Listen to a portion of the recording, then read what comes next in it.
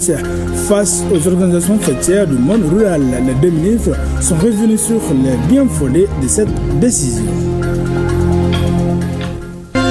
Ressourcer les jeunes sur la culture générale du milieu, tel est l'objectif de Tchidjifo Deme, c'est-à-dire une nuit de réjouissance à travers des contes, des proverbes et des chants traditionnels. La troupe Samabou Bangou organise depuis 5 ans en Tombouctou cette nuit. Mesdames, Messieurs, bonjour et bienvenue aux informations. Expliquer les bien-fondés des nouvelles mesures de taxation en application au Mali. C'est à cet exercice que se sont attelés le ministre de l'Agriculture et son collègue de l'élevage et de la pêche face aux organisations fêtières du monde rural. On en sait plus avec Tchemonko Konati. Le peuple malien, désormais comme seul garant de sa souveraineté. Une décision empreinte de détermination dont le substratum s'appelle la synergie. La trajectoire tracée par les autorités de la transition nécessite une contribution collective aux actions de développement. Comme stratégie, des prélèvements sont désormais effectués sur les opérations de recharge téléphonique et de transactions. Une stratégie de mobilisation des fonds constituant le centre d'intérêt d'une campagne de sensibilisation. Pour la présente séance, la voix du gouvernement est portée par Daniel Siméon Kéléman et Youbaba, respectivement ministre de l'Agriculture et de l'Élevage. 10% pour les rechargements de crédit du téléphone et le montant des factures, des abonnements et des consommations téléphoniques et Internet. Et 1% pour les opérations de retrait sur mobile monnaie. Les calculs réalisés sur la base des prélèvements des 1 et 10 sur les réalisations cumulées de l'année 2023 au niveau des services susvisés par les 3 opérateurs de téléphonie du pays donnent un montant annuel de 109,66 milliards de francs CFA au fonds.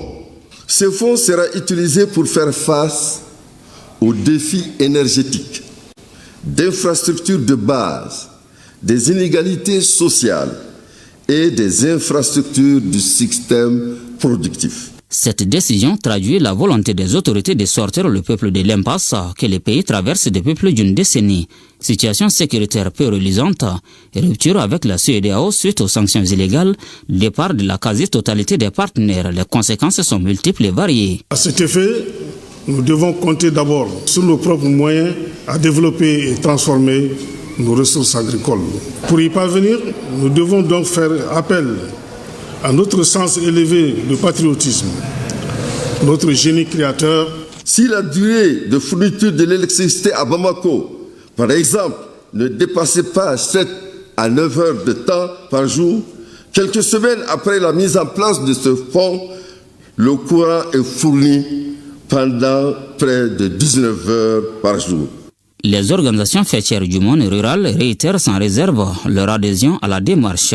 Lorsqu'on parle de souveraineté, d'indépendance, de développement endogène, on parle surtout de sacrifice.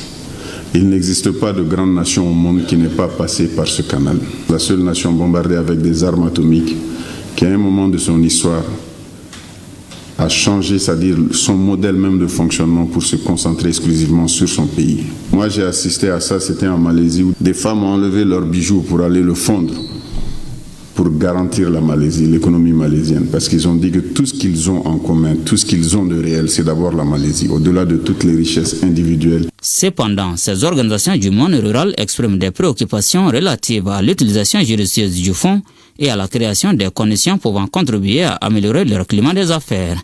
Pour ce qui concerne notamment la gestion du fonds, elle ne souffre d'aucune ambiguïté, rassure ces porte-paroles du gouvernement, soulignant la mise en place d'un comité restreint de pilotage de 11 membres devant assurer la transparence.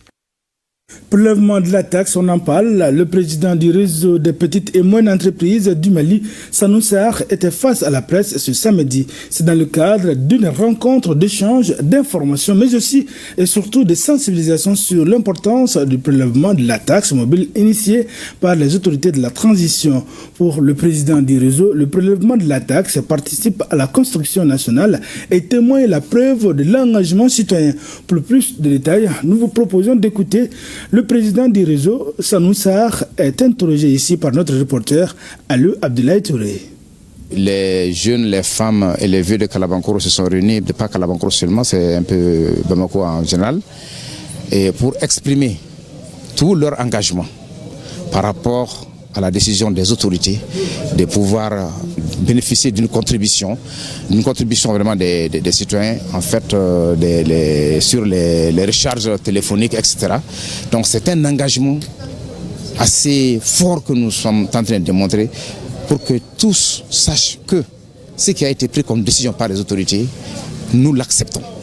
Nous l'acceptons dans le cadre du développement du pays. Nous l'acceptons dans le cadre du développement de notre armée. Et nous, des maigres sommes de 50 francs, alors que nous demandons, nous sommes engagés à le donner.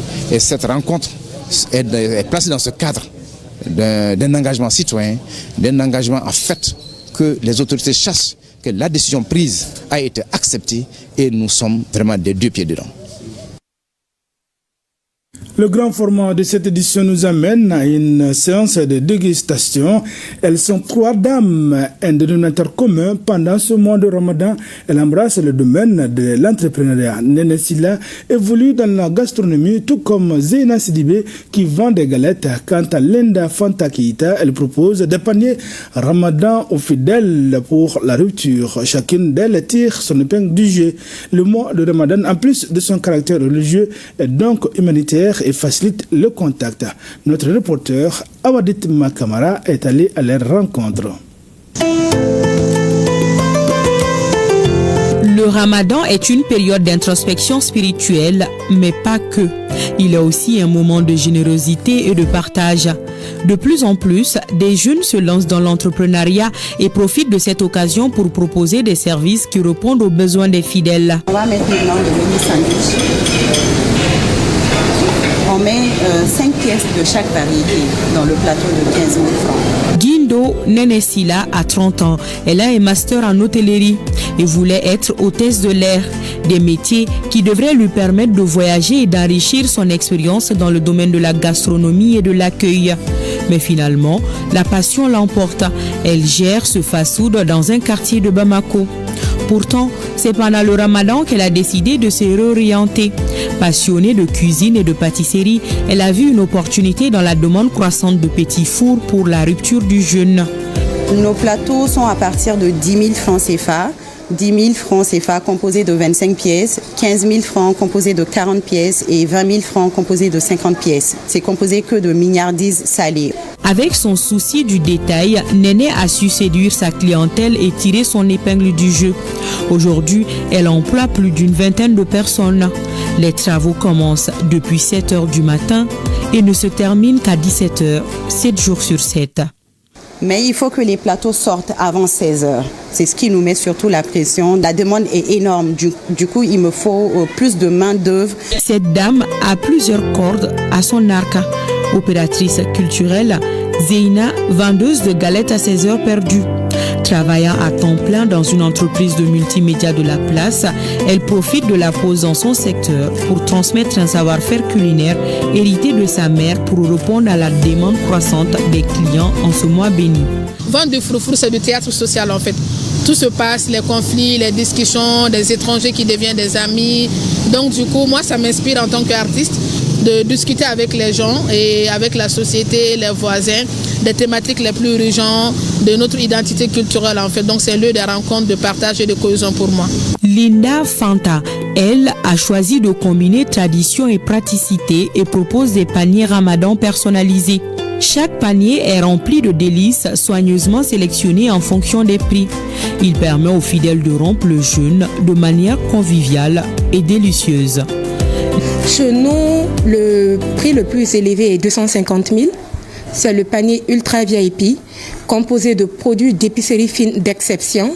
Ensuite, on a le panier VIP à 200 000 et on a le panier standard à 50 000 qui est composé de produits, pour la plupart, produits maliens. Bien que ces femmes réussissent à générer des revenus importants pendant le mois de Ramadan, elles doivent néanmoins jongler avec de nombreux obstacles au quotidien. Que ce soit à travers des galettes, des paniers ou des plateaux de petits fours, ces entrepreneurs démontrent que le Ramadan est bien plus qu'un mois spirituel. C'est aussi une période où l'entrepreneuriat et le partage se rencontrent. Toute chose qui fait la richesse de cette période bénie, où chacun y trouve son compte. Bravo à ces dames. Lancement ce vendredi à la grande mosquée de Lafiabou en commune 4 du district de Bamako de la semaine de prière pour le Mali. Cette initiative de l'Union des jeunes musulmans du Mali, UJMA, à travers la semaine de prière, l'Union des jeunes musulmans s'inscrit dans la dynamique du retour de la paix et de la stabilité au Mali. Alou Abdoulaye Touré.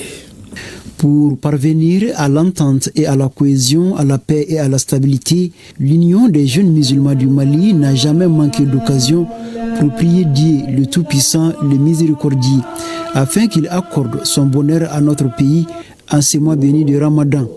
En initiant cette prière collective, l'Union des jeunes musulmans du Mali formule des vœux et des bénédictions pour la nation tout entière. Le mois de Ramadan, c'est connu comme mois du Saint-Coran. On fait un grand rassemblement dans la grande mosquée de Bamako chaque année. Cette année, on a partagé ça avec toutes les régions du Mali. On a organisé ça dans toutes les régions, dans toutes les communes. Aujourd'hui, c'était lancement en commune 4, dans la première mosquée de Lafiabou. On a fait lecture du Saint-Coran et on va continuer avec cette lance jusqu'au vendredi prochain. Et ça sera clôturé dans la grande mosquée et avec la présence des plusieurs personnalités religieuses et administratives, Inch'Allah. Après la prière, l'imam a formulé des bénédictions. Il a demandé aux uns et aux autres de saisir cette occasion pour invoquer Dieu le Tout-Puissant afin qu'il protège et préserve le Mali. Le représentant du ministre en charge des affaires religieuses et du culte a fait part de toute sa reconnaissance envers l'Union des jeunes musulmans du Mali.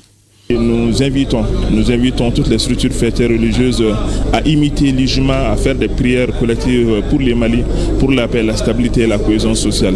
Ce sont des fidèles musulmans visiblement satisfaits de cette initiative qui ont à l'unisson prié pour le retour de la paix au Mali. Bonne prière aux fidèles musulmans. Plus de 80 veuves et 147 orphelins de l'association de veuves et orphelins de Djikonipara ont bénéficié des kits alimentaires et sanitaires. Les gestes et des laboratoires à Djata Pharma. Les détails c'est avec Adam Maïga et Adama Traoré. Du sourire aux lèvres des orphelins et des veuves à Djikonipara en ce mois béni du Ramadan. Un geste de laboratoire à Janta Pharma qui leur a offert des kits alimentaires et sanitaires. Gundo Damba, âgé de 80 ans et mère de 5 orphelins, fait partie des heureux bénéficiaires de ce don qui intervient à un moment où le besoin se fait plus que jamais sentir. J'ai perdu mon mari il y a plus de 10 ans. À ce moment, mes 5 enfants étaient très jeunes.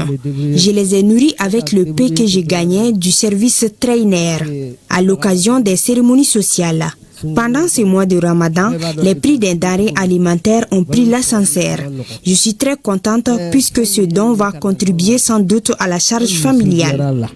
À l'instar de Gundo Damba, plus de 80 autres veuves et 147 orphelins ont bénéficié de ces kits alimentaires et sanitaires. Un geste de bonne volonté en ce mois de Ramadan à l'initiative de l'association des veuves et orphelins de Djikonipara et du laboratoire Ajanta Pharma pour un coût estimé à 600 000 francs CFA. Ces kits alimentaires et sanitaires seront distribués auprès de 80 veuves et de 147 orphelins. Je suis comblée de joie en tant que présidente de l'AVOD. Cette initiative-là est venue encore de nos prescripteurs. Parce que nous sommes en contact permanent avec les prescripteurs et les pharmacies. Chaque fois qu'on partait encore les revoir, par rapport à leur dicter encore ce que nous avons fait encore à l'Amaldem, ils ont fait une proposition, pourquoi ne pas partir encore avec les orphelinats. Donc nous faisons toujours un sondage par rapport à la demande de tel orphelinat. Nous avons apporté encore du riz, de la macaroni, sucre, il y a l'huile aussi, il y a les savons. Au-delà de ces dons de kits alimentaires et sanitaires aux veuves et orphelins, le laboratoire contribue à la prise en charge alimentaire des orphelins en fonction du climat des affaires.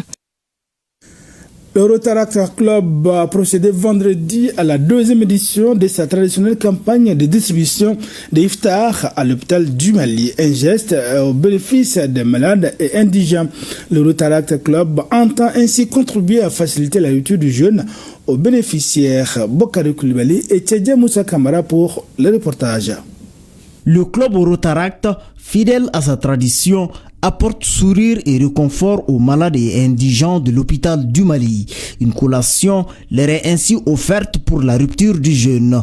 L'acte revêt d'une symbolique forte pour les malades et les responsables de l'hôpital. Les malades aussi vous remercient infiniment parce que c'est lui qui, celui qui pense à un malade dans son lit d'hôpital, vraiment lui c'est généreux. Alors que Dieu même nous a demandé ça. Il faut être généreux, donc la générosité ça paye. Vous savez, le social il compte beaucoup dans un hôpital. Quand on voit des personnes venir comme ça, donner à manger gratuitement aux malades ou aux indigents, nous, ça nous marque. Puisque à l'hôpital ici, comme on le dit en Mawara, tu vois, tout le monde a besoin de ces gestes-là ici. Vraiment, nous, c'est un geste vraiment très symbolique qu'on n'oublie jamais. Créé le 13 mars 1968, le club Rotaract se vertue à poser des actes en faveur des communautés dans le besoin.